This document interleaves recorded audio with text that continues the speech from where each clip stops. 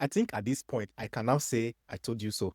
Remember a video I did when Rosinho was appointed, when I said that my fear for Rosinho is not his tactics as a manager. I think that he's a decent manager tactically.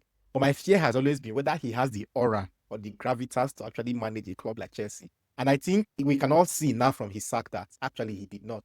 Rosinho lost that dressing room. He totally lost that dressing room. He lost the respect of the players. And I also said after the Enzo Fernandez incident, when he suspended him, that this thing may consume Rosinho as a manager. This might be the beginning of the end for him. And I think it's safe to say that it turned out that way. Against Brighton, those players were totally in disarray.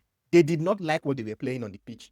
See, you can almost tell when players do not want to play for a manager, when they have mentally given up on the manager. We saw it with Manchester United players with Amorim at some point, if you remember correctly.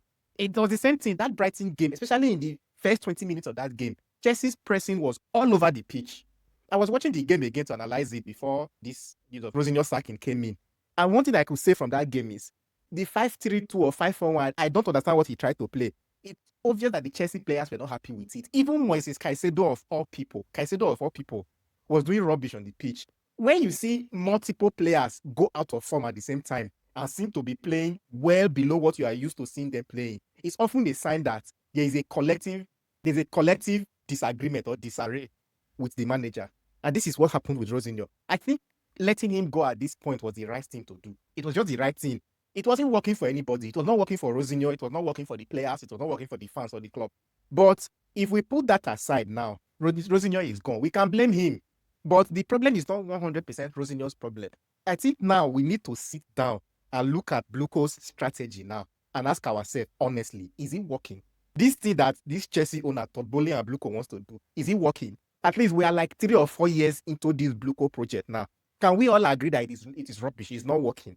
It is not working. Whichever manager is coming next is going to have the same problem that Maresca had. He's going to have the same problem Rosinho had. Unless Chelsea goes to the market and sign decent players. Not Garnacho, not Jamie Gittins. You need to sign decent players. And there are players like that in the market.